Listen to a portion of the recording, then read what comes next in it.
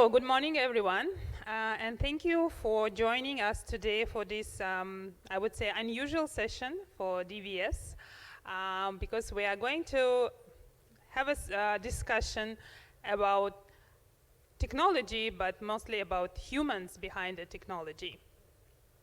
And from the title, you may see that the session is for women in technology, but our purpose and our aim is to elevate and drive media technology for all the individuals, despite their experience, feedback, or their perspectives and the plans. But we want them to open a door for media technology and inspire them how to build their career in this industry.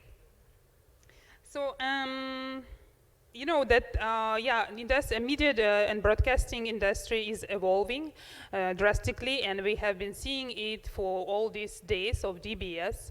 And today, I have my distinguished panelists with me. You can see all beautiful ladies, and most of them, many of them, they're very familiar faces in ABU DBS. Mardia, Bernie, Nusrat, they have been speakers and moderators for the DBS sessions. And we have also Ritika, who came all the way from Fiji to join us today. I would like to show one slide. Can we have a slide? Yeah. Do you know who is this lady? Anyone? No. I also discovered that this English mathematician and writer, she is considered the mother of computer. She has written the first computer language back in 19th century. And of course, we cannot imagine that time women would be recognized for some scientific achievements.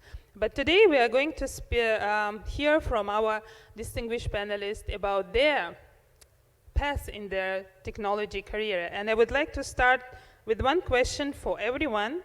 What inspired you to pursue your career in broadcasting, and particularly in broadcasting technology? Mardia? All right, thank you so much for inviting me to be part of this beautiful ladies speaker up here on stage. For me, myself, what I've discovered that my passion towards broadcast and OTT and digital transformation comes in from the love of watching television, as simple as that. Because I love to watch television, so I feel that what's behind this TV, what's going on, what's the technology behind it. So I've learned IT, I've learned technology, but then it doesn't really suit me to just sit in the desk, like behind the desk. It doesn't suit me. So when I jump into a broadcast industry, I feel that this is more a vibrant industry and a lot to do on day-to-day basis on our own behavior, our own personal behavior in terms of consuming the data, consuming the content. So this is where my passion comes in, and I'm lucky to be mentored by a lot of people. Even some of them are here at ABU. Then I learned to love this industry. Yeah. Thank you. And Nusrat, you have been new to this industry, into this field, right? Yes, completely new to this industry. Thank you for giving me this opportunity to talk about it. Well, my background was completely a pure coder. So I myself is a software engineer, and I have started my research in human deep emotion recognitions. So taking this platform as a new opportunity to me, because when I got this opportunity, I was thinking like that, you know, we always heard that if you always go for your passions, you won't be able to, you know, explore new things. So we restrict ourselves within what we have been doing it. And what I realized is that coding was a passion, but I was not a die-hard coder that will be just doing coding. So when I got this job opportunity, my boss, Sam Bogoch, he actually figured out some leadership qualities into me, and actually he categorized into, I mean, 4 categories into me. Okay, you can be my software tester, you can also can work with my engineers, or you can be my brand ambassador, or you can be the application engineer. I was like, okay, I don't know that I have so many capabilities into me. Since you got it, please guide me. So with his guidance and with my all colleagues' guidance, today I'm here. And I got to learn every day something new. Even I would also appreciate Mardia, Alia. They have been a great inspirations for me. And my boss always take great pride to talk about Mardia, talk about Alia. He always said, you will be learning from them as well, because they are here in this broadcast industry for a quite long time, and I am working closely with them.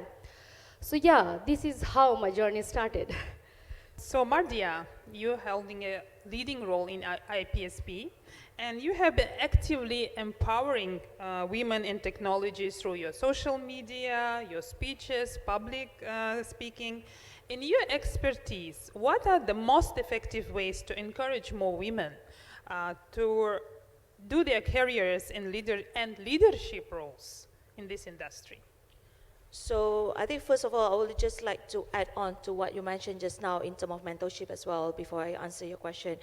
I think the role of mentorship is really, really important to get women to be more embraced about themselves, because sometimes we feel we undermine ourselves to a certain extent. We can't run away from that because we always second guess ourselves, which I think mentorship helps a lot of that. Because with mentorship, we can look up to someone and say that I want to be that person, or I want to go there, right? And mentorship doesn't only come from woman to another woman. Even men out here, you guys are really a big supporter to us all women on stage right now. So I've been mentored by women, mentored by men, and I feel that, like what Nusrat mentioned, that Sam, his boss, is a man, but he be able to then capture what is her strength and how he can be a leader.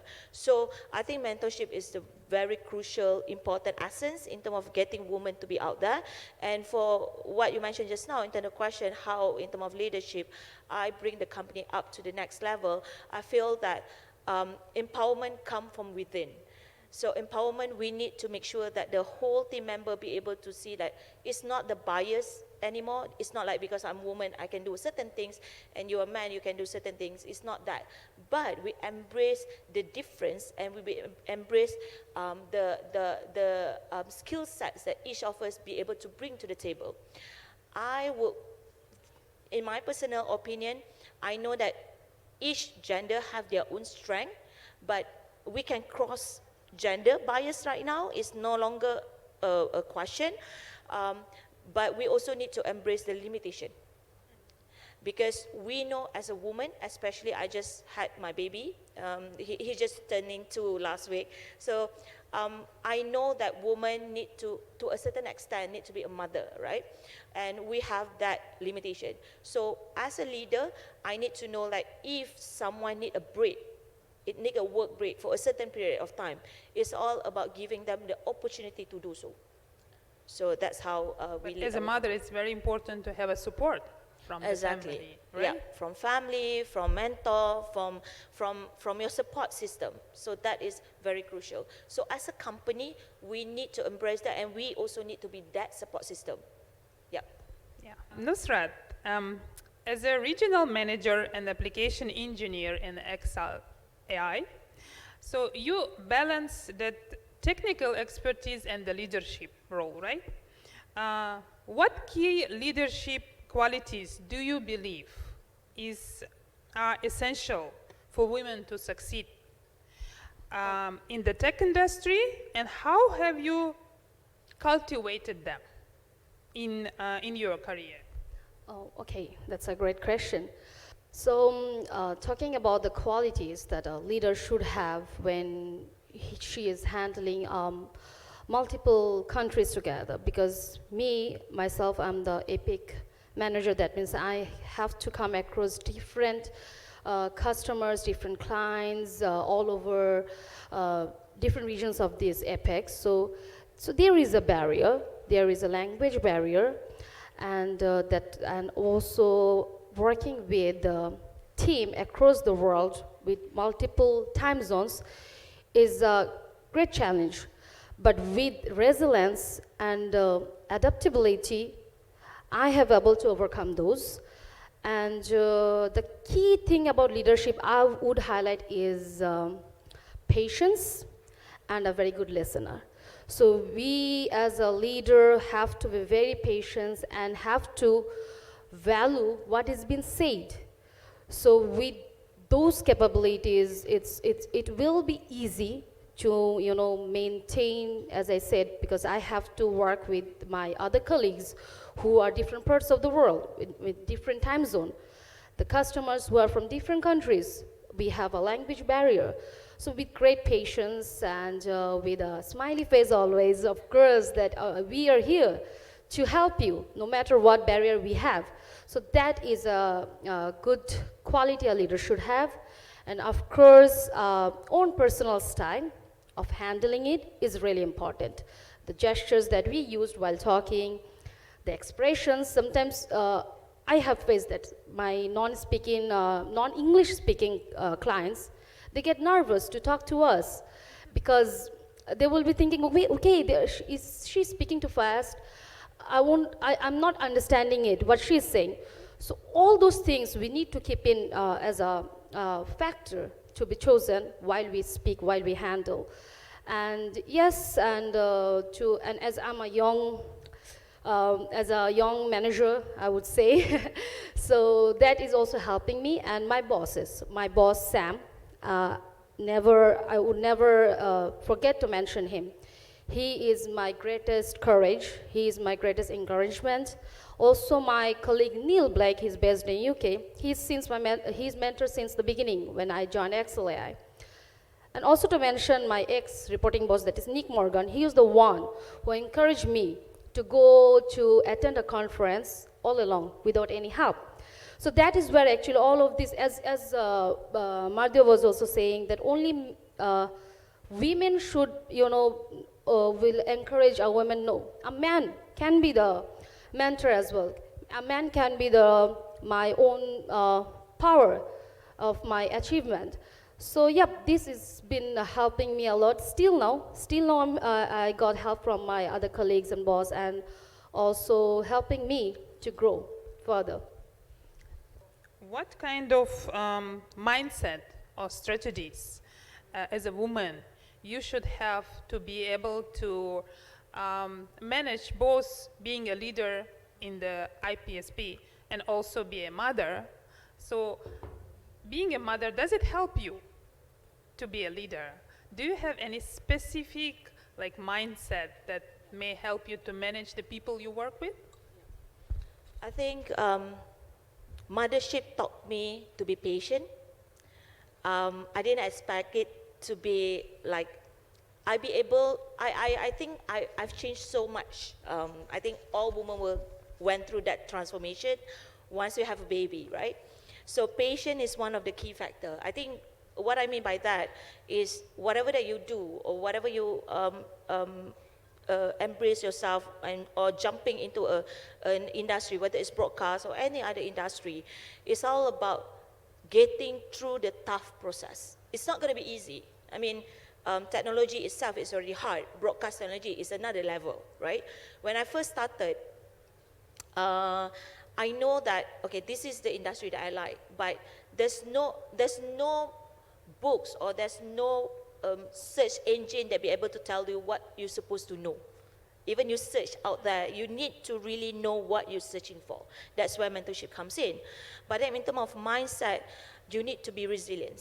You need to be able to push yourself to be out there.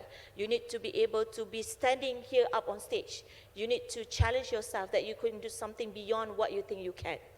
You need to just be out there. Just talk to people, talk to your mentor, whether it's man or woman, whether it's young or old, because I feel that you can learn something from the young people as well.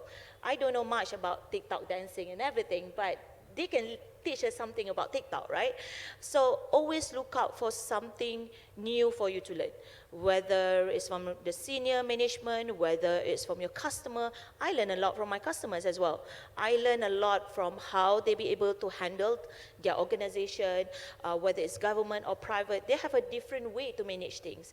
And I take all these small things that I learn, and I develop my own way of leadership as a woman, as a top leader in the company. So I think for women out there, the mindset that you need to have is resilience, patience, and just go out for it. Yeah.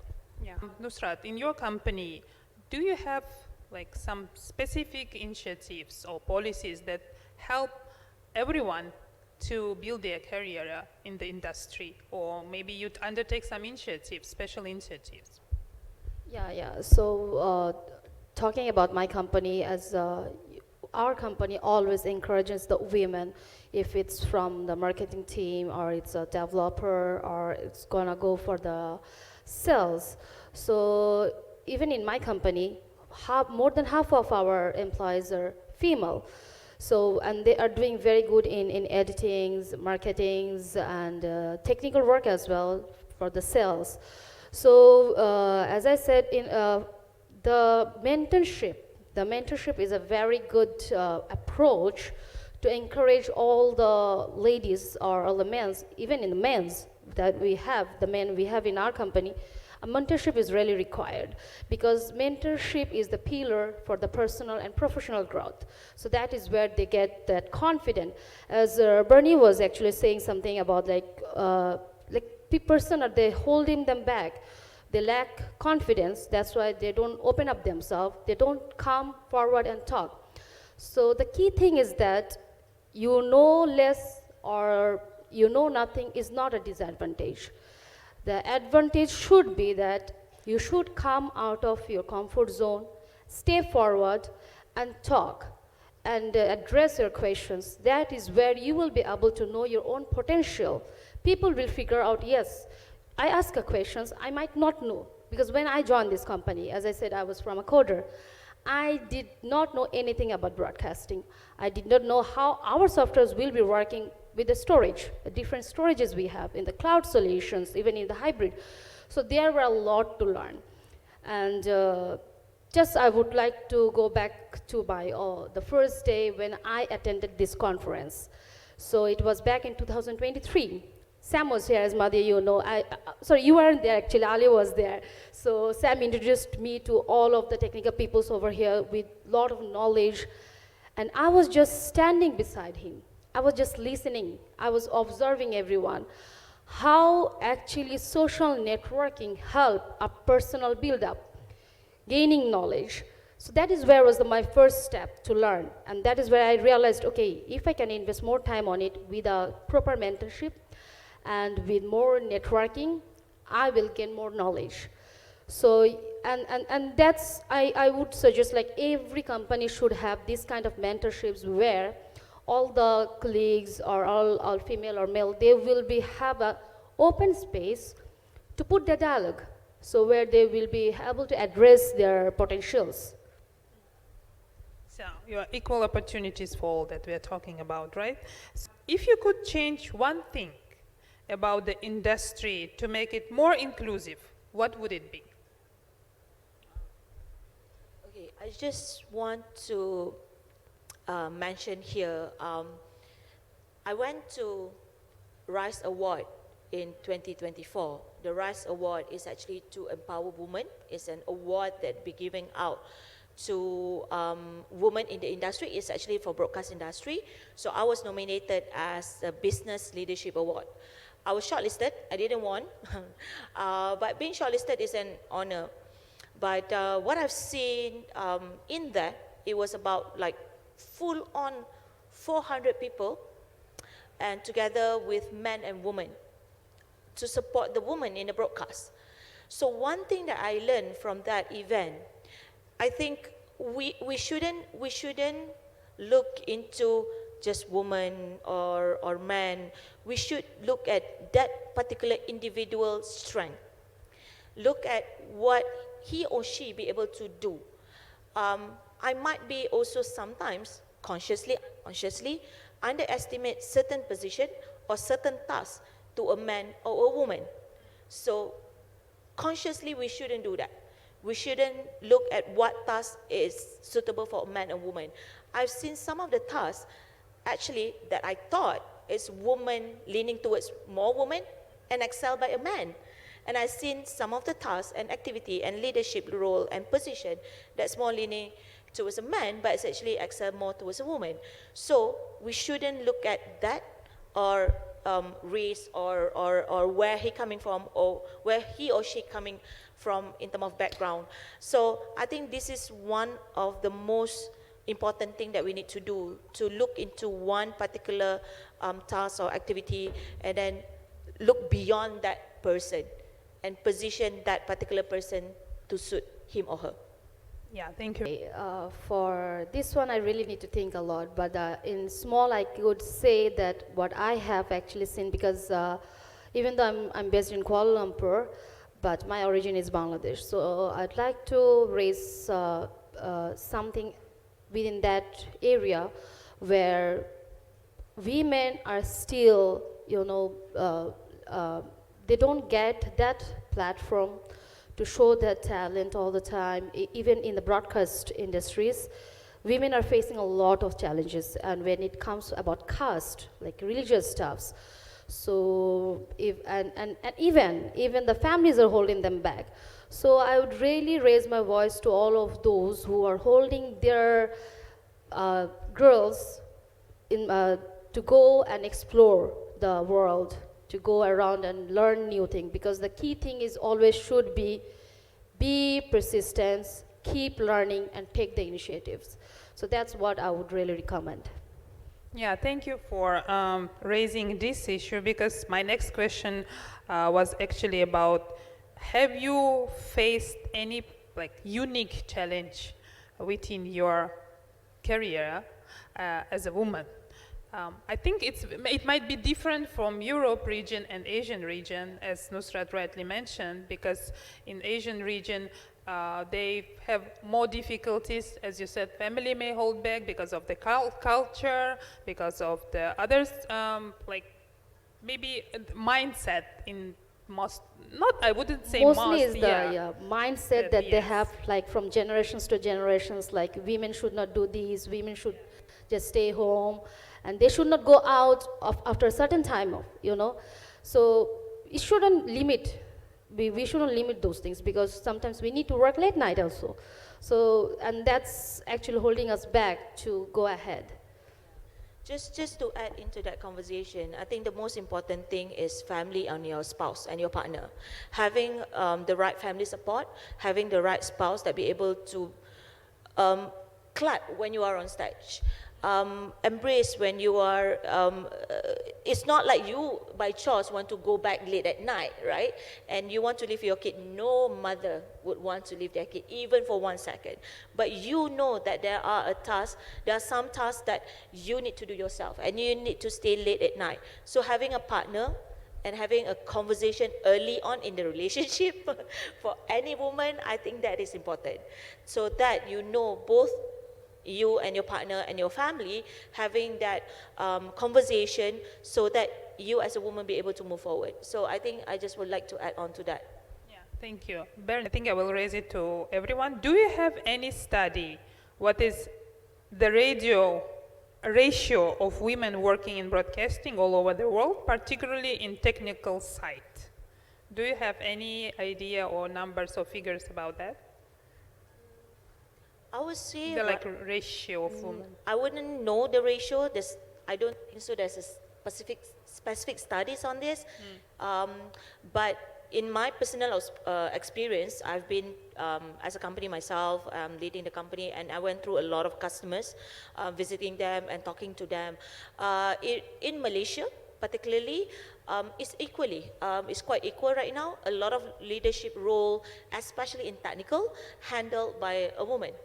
And myself, the leader of company, in our company is almost equal, the number of men and women.